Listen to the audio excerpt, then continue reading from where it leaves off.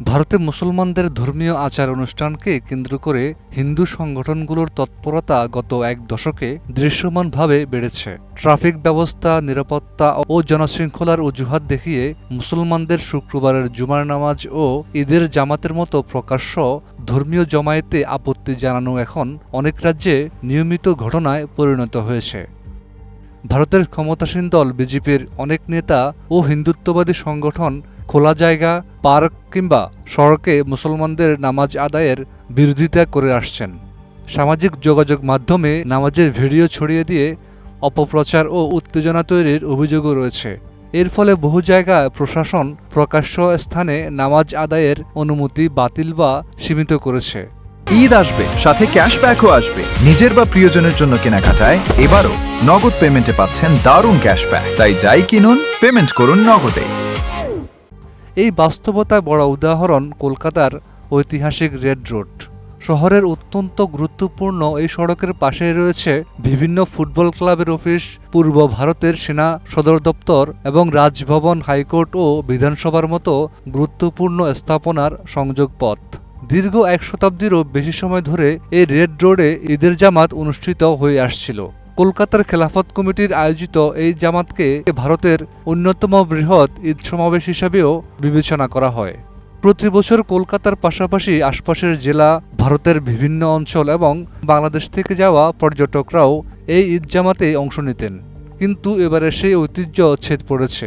Red রোডে আর ঈদের নামাজ অনুষ্ঠিত হচ্ছে না।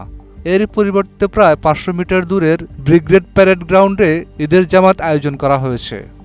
এই সিদ্ধান্ত নিয়ে মিশ্র প্রতিক্রিয়া দেখা দিয়েছে। কেউ কেউ নিরাপত্তার স্বার্থে এই সিদ্ধান্তকে সমর্থন করলেও অনেক মুসলমান এটিকে ধর্মীয় স্বাধীনতার উপর হস্তক্ষেপ হিসাবে দেখছেন।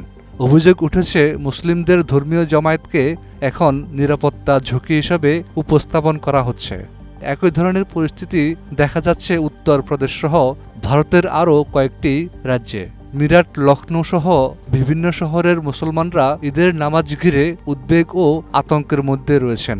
তাদের আশঙ্কা, প্রকাশ্যে ধর্মীয় কার্যক্রম পালন করলেই হয়রানি বা প্রশাসনিক বাধার মুখে পড়তে হতে পারে। জানা গেছে, নিরাপত্তার অজুহাতে গত বছরে রেড রোডে ঈদের জামাত নিয়ে আপত্তি তোলে প্রশাসন। যেহেতু এলাকাটি সেনাবাহিনীর আওতাধীন, তাই সেনা কর্তৃপক্ষ আগে জানিয়েছিল নতুন স্থান নির্ধারণের পরিকল্পনার কথা, যদিও সংশ্লিষ্টরা প্রকাশ্যে খুব বেশি মন্তব্য করেননি। তবে ফোনালাপে সিদ্ধান্ত মেনে নেয়ার কথা জানিয়েছিল। উল্লেখ্য, 1919 সাল থেকে রেড রোডে নিয়মিত ঈদের নামাজ আদায় করে আসছিল মুসলিম সম্প্রদায়। ফলে শতবর্ষের পুরনো এই ধর্মীয় ঐতিহ্য বন্ধ হয়ে যাওয়াকে অনেকেই ধর্মাচরণের উপর আঘাত হিসেবে দেখছেন। এরই মধ্যে কোরবানির পশু জবাই নিয়ে ভারত সরকারের বিভিন্ন নির্দেশনা নিয়েও ক্ষোভ রয়েছে মুসলমানদের মধ্যে। তার উপর ঈদের জামাত স্থানান্তরের সিদ্ধান্ত নতুন করে ধর্মীয় স্বাধীনতা ও সংখ্যালঘু অধিকার নিয়ে বিতর্ক উস্কে দিয়েছে।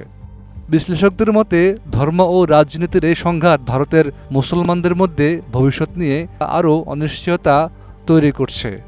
Desk report, 21 television.